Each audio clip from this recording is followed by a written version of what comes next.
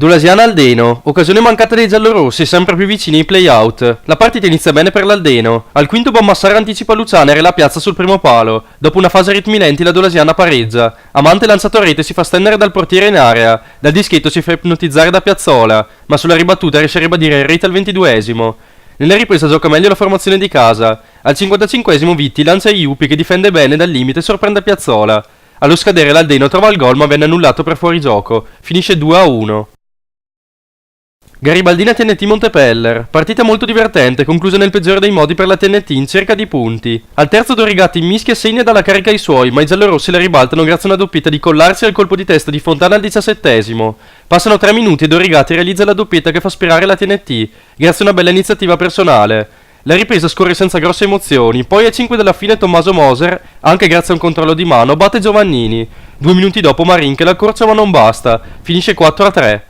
Leno Cristoret, vittoria fondamentale che vale la salvezza ai giallorossi. Il primo tempo è giocato a buoni ritmi con occasioni da ambo le parti. Al 28esimo la Leno la sblocca. I centrali della Cristoret non si intendono. Michele Pezzato ruba il pallone e batte Celoro in diagonale. 7 minuti dopo Rama si libera di un avversario e dai 25 metri calcia a giro e la mette all'incrocio. Una prodezza che vale il pareggio.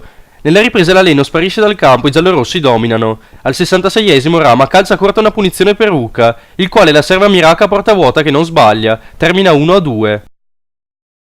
Sacco San Giorgio Montebaldo, nessun vincitore al termine di una partita tra due squadre svogliate già in vacanza. Nel primo tempo la Montebaldo ha un paio di occasioni, ma Sartori prima ha cancellato di poco, poi si fa deviare un tiro destinato in rete da un difensore. Al 37esimo Zeni stende a male lanciato in porta, lasciando gli ospiti in 10. Nella ripresa gioca meglio il Sacco, anche a causa della superiorità numerica. Al 60esimo Valentini sfiora l'incrocio, gli ospiti invece ci provano con Ercolani. Nel finale languono le occasioni, e le squadre decidono che basta così, finisce 0-0.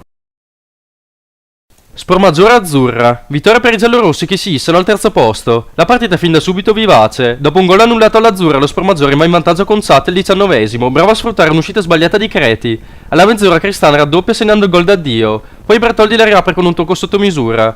Al 44esimo Satti trova la doppietta al termine di una bella azione. L'Azzurra riparte forte nella ripresa trovando il secondo gol con Bertoldi, ma spreca molto e non trova la rimonta, subendo anche il gol di Chiesa all'86esimo. Termina 4-2.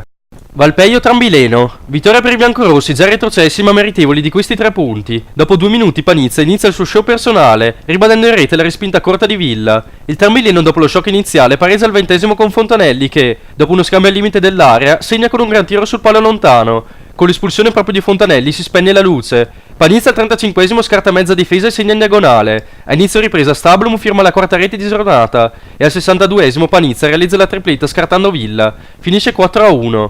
Volano Marco, partita divertente con due squadre senza più obiettivi ma che hanno ancora voglia di combattere. Il Marco dimostra la sua posizione di classifica tenendo ritmi piuttosto elevati per essere una partita di fine stagione e al 42esimo arriva il meritato vantaggio. La partita si accende nella seconda parte della ripresa. Al 73esimo la Montagna trova il raddoppio, poi 6 minuti dopo Nicola Baldo accorcia e riaccende la partita. I biancorossi si riversano avanti, ma all'87esimo vengono puniti dal contropiede concluso da Ingoglia. Nemmeno un minuto dopo Malesardi accorcia ancora ma non basta, termina 2-3.